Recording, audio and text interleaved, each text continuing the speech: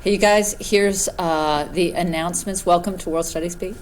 Here's the announcements for the week. I'll try to do announcements every week and a video every week, even though nobody ever watches these, and I don't take it personally. You can see here a link to our syllabus. In the syllabus, it has all the assignments for the week. Week 1, we're talking about imperialism and colonialism.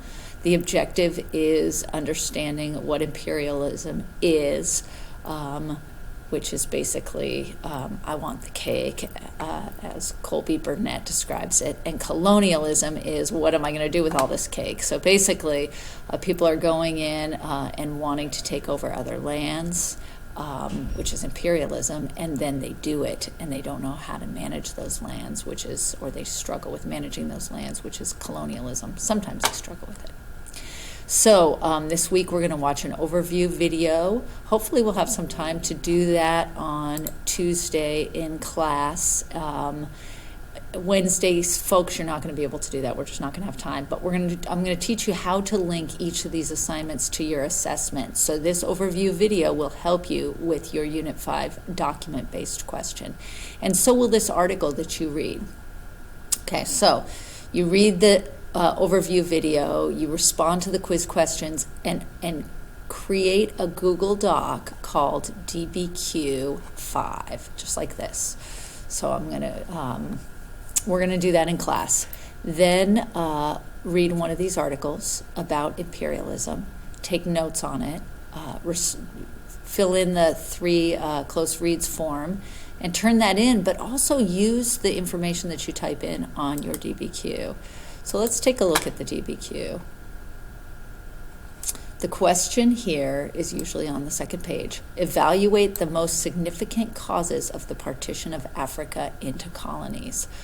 Just like we did in World Studies A, you will be writing a 5-paragraph essay on this. I grade on growth and expect you to be able to do as well as you did last trimester. Here's documents that you can look at to help you answer that question.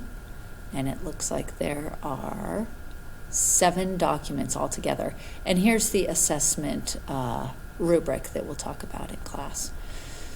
So what do you do once you've written this amazing 5-paragraph essay? Well, you will be turning it in to the big history, the World History Project, World History 1750, and there's a link to that in our website.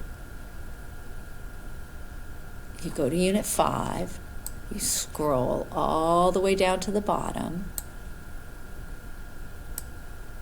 and then at the bottom you'll see a DBQ5 score, it's called.